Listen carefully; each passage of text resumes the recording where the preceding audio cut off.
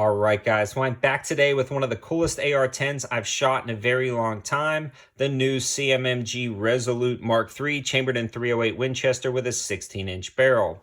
This is an absolute monster, and you can rattle off shots incredibly fast with this nimble setup, making it a really unique battle rifle design. We're going to be doing a full overview of this rifle. Before we do, though, I really want to talk about CMMG's restructuring of their lineup, streamlining their lineup, and including some of their brand new zeroed accessories on their lineup in general. I've reviewed some of their zero accessories in the past, but they're really going to be featured on a lot of their brand new rifles and pistol caliber carbines, and we'll be talking about that in the full overview of this rifle. Also, before I get too far into it, I want to give a huge shout out to American Pawn & Gun, located in Monroe, North Carolina, for donating the .308 ammo to help make this video. Without their support, it'd be really difficult to continue to produce reviews like this, and you guys know .308 is not the cheapest. American Pawn & Gun sent out a few different boxes, and they've got a lot in stock, so definitely check them out. Tell them 704 Tactical sent you over, and Greg, the owner, will hook you up. So we ran a lot of brass and steel cased ammo, and we'll talk a little bit more about that in the performance section of this review. I also want to mention CMMG makes some of the most impressive pistol caliber carbines, either the AR pistols, the complete rifles, or the SBRs, because of their radial delayed blowback design. I'd be amiss if I failed to mention some of those amazing products that they're also offering in their re-release lineup with some of their new rail systems and, again, the zeroed accessories. But let's talk about this rifle in particular and what makes it unique and why I am a huge fan of it. The first thing, guys, is this thing is a 16-inch .308. That in and of itself is pretty darn cool. But what CMMG has done is really added some of these new zeroed accessories to tame the beast of a 16-inch .308 and make it incredibly manageable down at the range for a ton of practical purposes. I feel like this is a jack-of-all-trades rifle that you can take hunting for big game, yet maybe even use it for personal defense, a bug-out situation, or some type of just crazy post-apocalyptic scenario where you wanted to dump .308 as fast as you could pull the trigger, and that's where this rifle is really going to shine. Again, with the 16-inch barrel, it's more maneuverable than a traditional long barrel .308, and this really is designed to be kind of a jack-of-all-trades rifle. If you were looking for just a precision build dedicated for bench rest shooting, this might not be for you. But if you were looking for something to take out to 1,000 yards, yet also be able to slap a red dot on top and blast targets from about 25 yards, this is your rifle.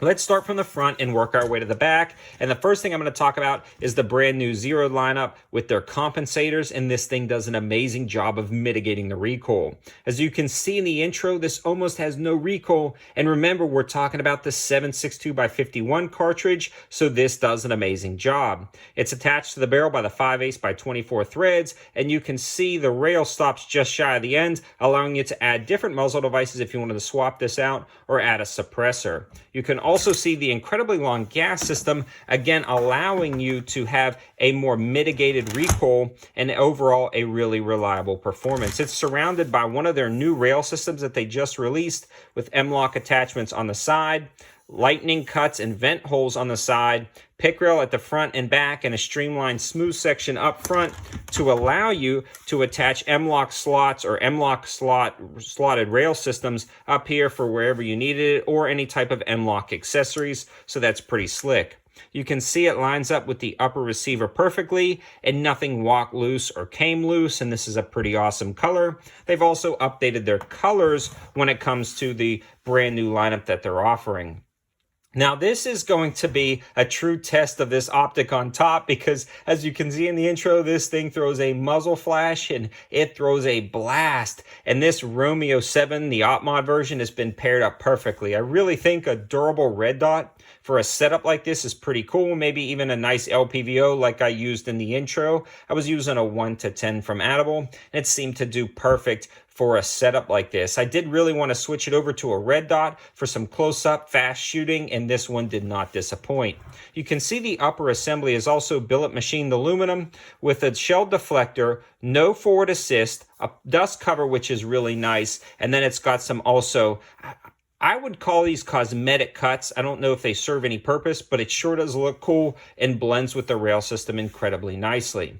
Transitioning to the bolt carrier group and charging handle, again, it's got their new zeroed charging handle, which is really nice. It's a double pole ambidextrous charging handle that works incredibly well and locks up solid. About the only thing I noticed is it does start to tear into the paint on the back. No big deal, just something to consider when it comes to cosmetics. The bolt carrier group and charging handle work flawlessly, and the ejection pattern was absolutely spectacular. I want to talk a little bit about the reliability in this part of the review, then we'll transition to the lower assembly and talk about some more of the zeroed components.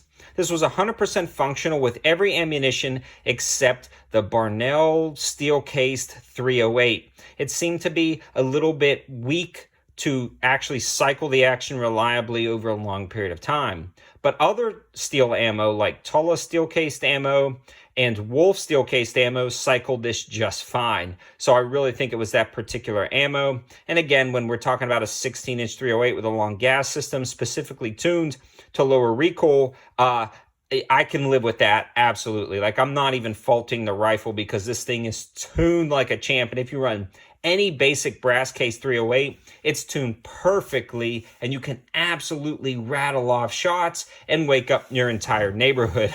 This thing is so loud.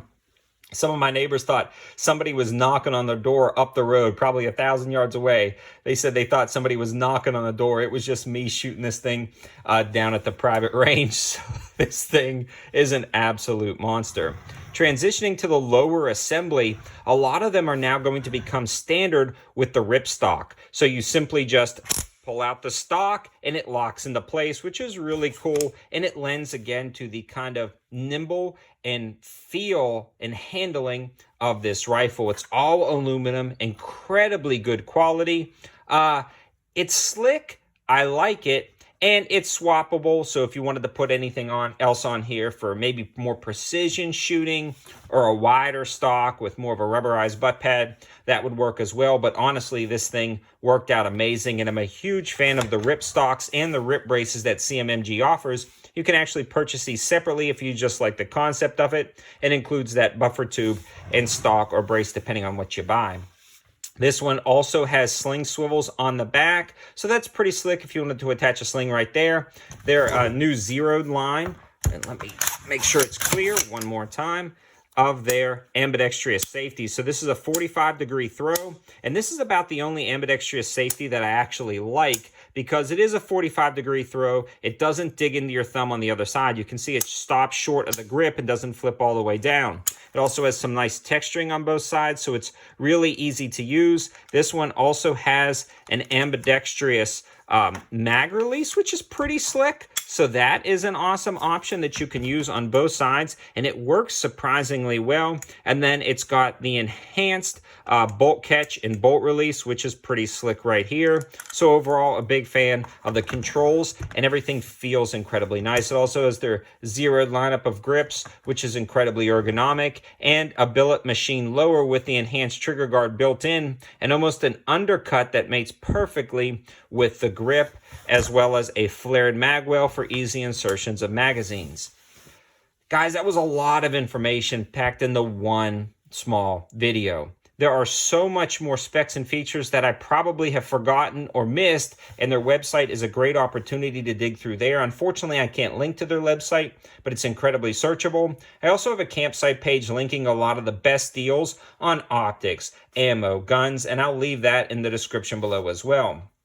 In summary, this is an amazing race gun that truly performs a ton of different tasks. And honestly, if I had to pick one AR-10, this would be up there. About the only downfall, guys, is its price. It's not the cheapest AR-10 in the world, but when you consider the feature set and the premium feel, ergonomics, and handling of a rifle like this, I think it's worth every penny, but the MSRP is right at about $2,000. So I hope you guys liked the video. I hope it gives you an incredible option for a really nimble, reliable, and just an overwhelming force that dumps 308 as fast as you can pull the trigger. Thanks for watching, guys. Have a good one.